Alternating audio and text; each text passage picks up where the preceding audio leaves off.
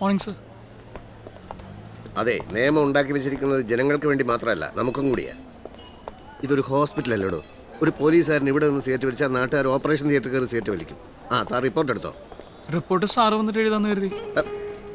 തന്നെ പിന്നെ എന്തിനാടോ ഇങ്ങോട്ട് കെട്ടിയെടുത്തത്? ഞാൻ വരുന്നതിന് മുമ്പേ റിപ്പോർട്ടൊക്കെ റെഡിയാക്കാനല്ലേ തന്നെ നേരത്തെ ഇങ്ങോട്ട് അയച്ചത്? സാറ് ഒന്ന് നിന്ന് തന്നാൽ മതി, ബാക്കിയെല്ലാം ഞാൻ ചെയ്തോളാം. Morning sir. ആ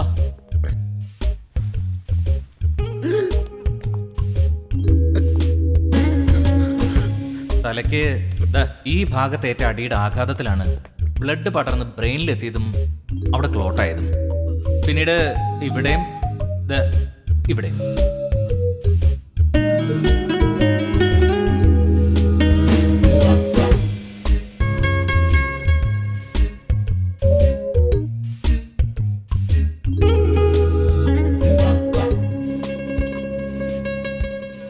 തലയിൽ ഇവിടെയും ഈ ഭാഗത്തുമേറ്റ അടിയുടെ ആഴത്തിലുള്ള മുറിവാണ് മരണത്തിന് കാരണം.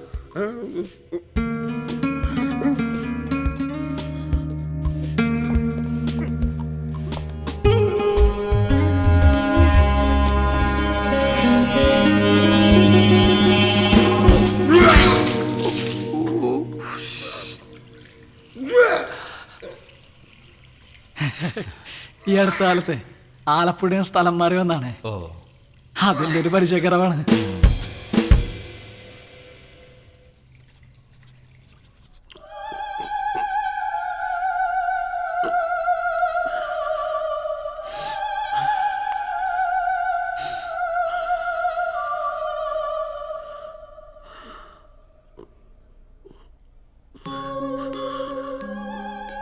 രാമേന്ദ്ര, തനിക്കറിയില്ലേ എൻ്റെ കാര്യം? അതുകൊണ്ടല്ലേ ഞാൻ വരുന്നതിന് മുമ്പേ റിപ്പോർട്ട് എഴുതാൻ തന്നെ നേരത്തെ പറഞ്ഞു വിട്ടത്.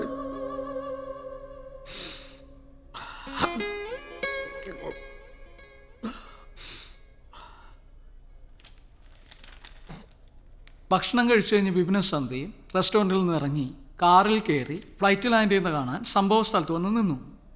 ഫ്ലൈറ്റ് ലാൻഡ് ചെയ്യുന്നത് കാണാനോ? അതെന്താ ഇപ്പം ഇത്ര കാണാൻ?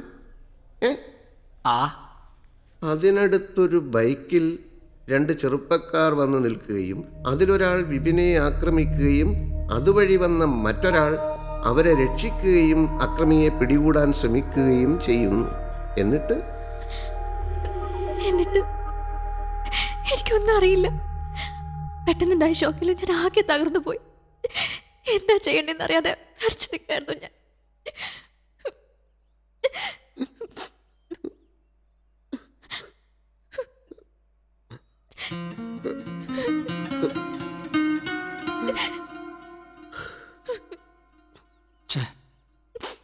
അല്ല, ഫ്ലൈറ്റ് ലാൻഡ് ചെയ്യുന്ന കാണാൻ നിങ്ങൾ എന്താ ആളും വിളിച്ചൊന്നുമില്ലാത്ത ഇരുട്ടത്ത് പോയിന്ന്? എന്താ അവിടെ നിൽക്കാൻ പാടില്ല നിയമമൊന്നുമില്ലല്ലോ. ഞങ്ങൾക്ക് അവിടെ നിൽക്കണമെന്ന് തോന്നി നിന്നു.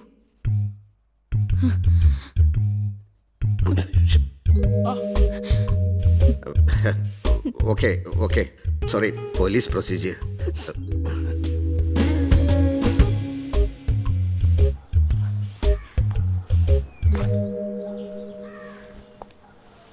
സാറടെ വന്നോണ്ടാ, അല്ലെങ്കിൽ നായിന്റെ മുളകൊണ്ട് മുഴുവൻ പറയിപ്പിച്ചേ. Ramendra, sorry sir.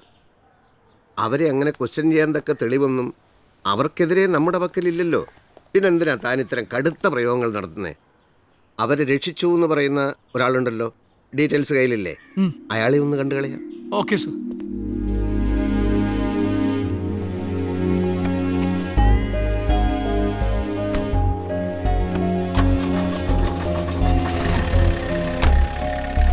അതെ Ramendra.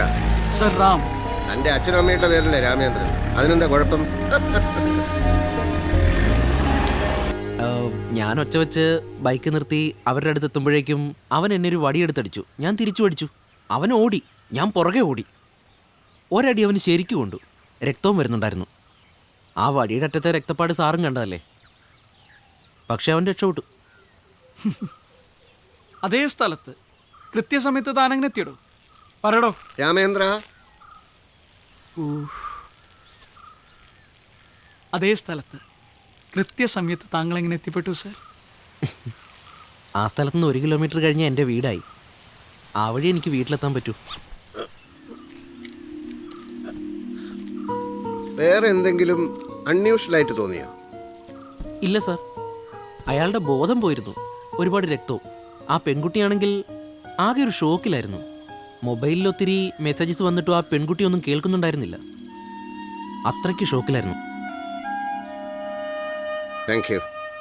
Thank you for your time. Sir,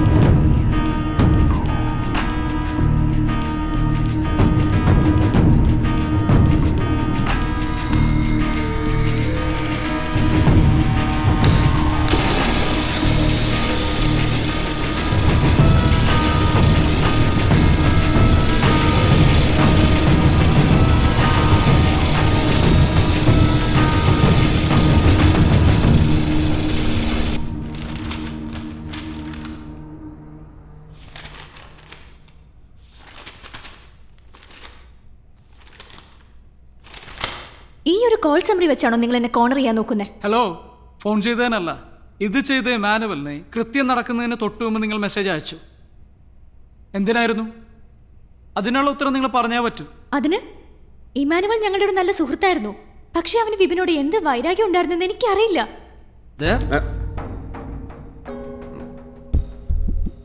ചായ കുടി. ഞാനിപ്പോ വരാം.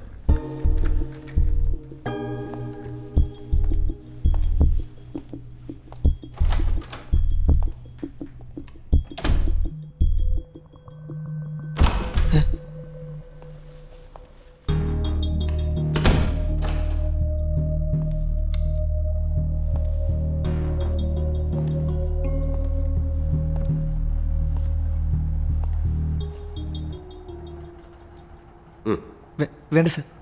കഴിച്ചു. പണി പാളി. സന്ധ്യ പറയുന്നത് നീ വിപിനോടുള്ള എന്തോ വൈരാഗ്യത്തിന് ചെയ്തതാണെന്നാണ്. അവൾക്കെതിരെ ഒരു പ്രൂഫും ഇല്ല. അവള് സുഖമായിട്ട് ഊരിപ്പോരും. തൻ്റെ കാര്യമാ കഷ്ടം. ഇത്ര ചെറുപ്പത്തിലെ വിപിനെ കൊല്ലാൻ മാത്രം തനിക്ക് അവനോട് എന്ത് വൈരാഗ്യമാണ് ഉണ്ടായിരുന്നത്? പ്രശ്നമാണ്. കോടതി, ശിക്ഷ, ജയിൽ. കഷ്ടപ്പെടും.